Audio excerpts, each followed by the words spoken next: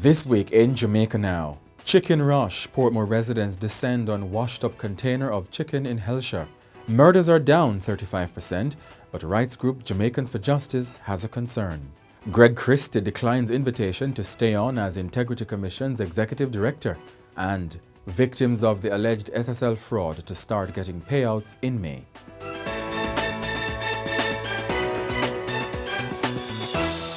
I'm Jovan Johnson and this is Jamaica Now. Health officials say there are no reports of illness linked to chicken salvaged from a container that washed ashore in Hellshire, St. Catherine on April 4. Medical Officer of Health for St. Catherine, Dr. Prosper Chen, says inspectors canvassed the area and were to remain on the ground for at least another 3 days to seize any remaining meat. The container carrying Brazilian-branded Perdix chicken was not bound for Jamaica and reportedly fell overboard during transit to the Cayman Islands. The Agriculture Ministry says the meat lacked the required import permits and may not have been kept at safe temperatures, raising the risk of contamination, including bird flu or salmonella. Despite the warnings, some residents say they've consumed the meat with no issues. But health experts warn symptoms could appear days later and urge anyone feeling unwell to seek medical attention immediately.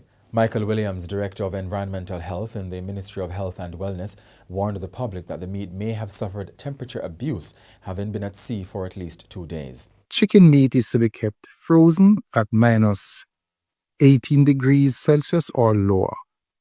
And the fact that the container fell from the ship and was at sea for a day or two meant that the meat was exposed to temperatures which can cause the growth of harmful bacteria. And so foodborne illnesses like salmonellosis and campylobacter is a possibility and can lead to severe gastroenteritis. Sharika Whitelock Balasing, Public Health Inspector and head of the Caribbean Poison Information Network, had some concerns and questions. She said the government should have ordered the security forces and the inspectorate to go seize the container within the first 24 hours of its sighting to prevent residents removing the contents. And the Health Ministry on Tuesday said some water samples from systems operated by the National Water Commission (NWC) have tested positive for the bacteria E. coli. However, it says there is currently no cause for alarm. In a statement, the ministry said it has not been deemed necessary to ask residents to boil water before use.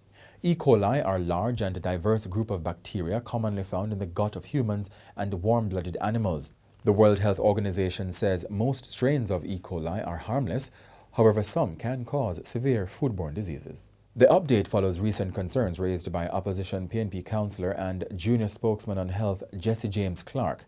Also on Tuesday, JLP councillor John Myers stormed out of a Kingston and St. Andrew Municipal Corporation KSAMC meeting after accusing PNP councillors of trying to embarrass the Holiness administration.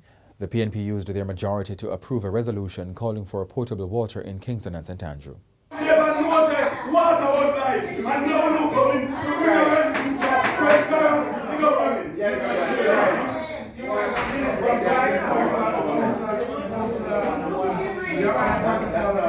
In March, Mr. Clark revealed that NWC test results submitted to the KSAMC Health Committee, which he chairs, showed water samples above acceptable levels for fecal coliforms, which are linked to the E. coli group.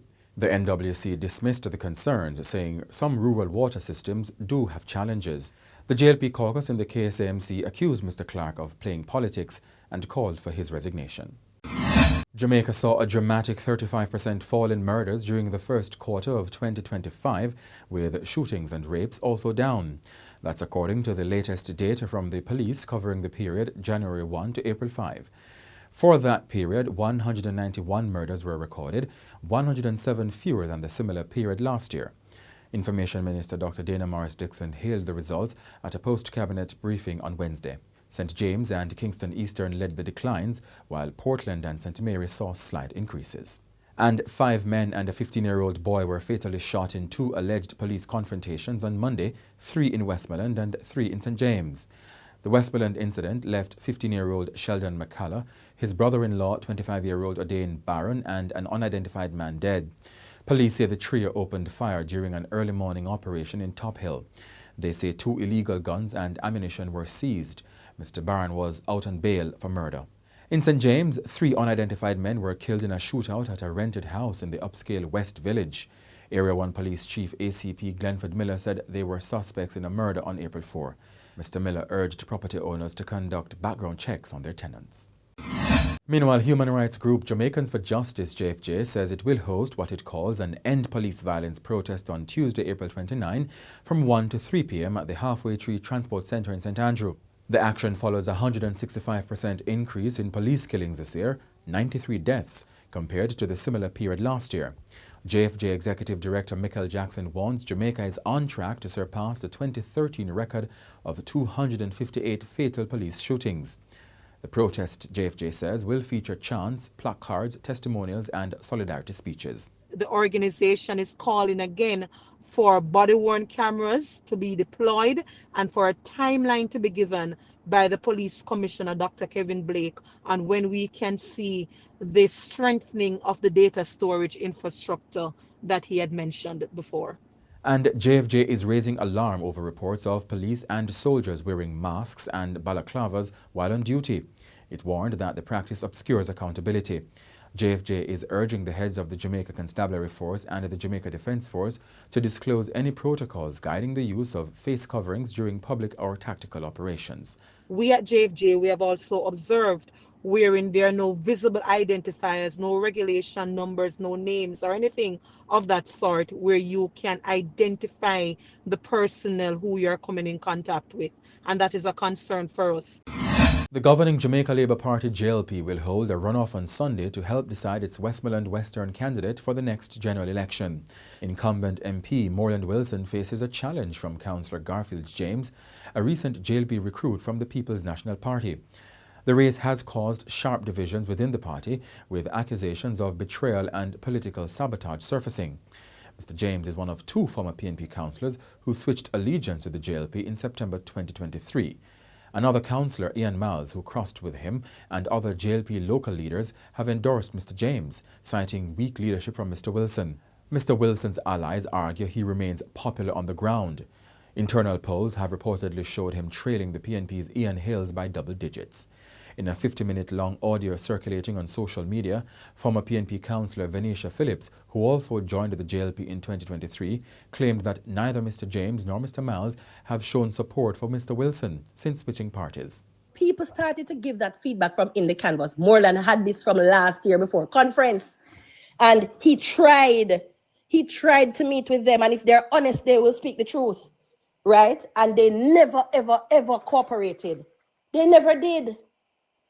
And so if they came over here genuinely, if James come over, you think James could have left JLP and go in a PNP and do what am I doing in a JLP? Are you mad? Stocks and Securities Limited SSL trustee Cadian Campbell says only $500,000 or approximately 78 million Jamaican dollars is available to compensate victims of the alleged multi-billion-dollar fraud at the collapsed private investment firm. Proof of claims are to be submitted by April 30 for payment to start in May. Mr. Campbell has made it clear that no fictitious gains or unrealized profits will be considered. The compensation will come from a portion of fees collected since SSL entered court-supervised winding up. Sprint legend Usain Bolt, whose company Welgen Limited said it lost $6.2 million, is among those affected. Jean Panton, the only person criminally charged in the matter so far, was a former client relationship manager at SSL. Mr. Campbell warned that some claims may be denied or reduced if prior payments from SSL or Ms. Panton are confirmed. The authorities say more than 200 accounts are affected in what's described as one of Jamaica's largest fraud cases. Greg Christie, Executive Director of the Integrity Commission (IC), will depart the agency after his contract expires on May 17. Mr. Christie, who was appointed in May 2020, informed then-Chairman Justice Seymour Panton in November last year that he was not interested in being considered for reappointment. He remained firm in his decision despite invitations from both Mr. Panton and newly appointed Chairman Justice Carol Lawrence for him to extend his tenure. In a letter to staff on April 9, Mr. Christie urged colleagues to be fair and fearless in their duties, advising them not to seek popularity but to always do what is right. Mr. Christie has been hailed as a fearless anti-corruption campaigner since his days as Contractor General. He has also faced criticism, particularly from members of the ruling Jamaica Labour Party, who've accused him of being partisan. His impending departure is the latest in a series of changes at the IC due to contracts ending. Keisha Prince Kamika's tenure as Director of Corruption Prosecution ended in March, just over a month after Mr. Panton's term as Chairman ended. And that's it for this edition of Jamaica Now, your weekly review of the big news stories. Send us your comments at onlinefeedback@gleanerjm.com. Follow us on X, formerly Twitter, and Instagram at Jamaica Gleaner, and on Facebook at Gleaner Jamaica. Like this video on our YouTube page, turn on notifications, and subscribe today.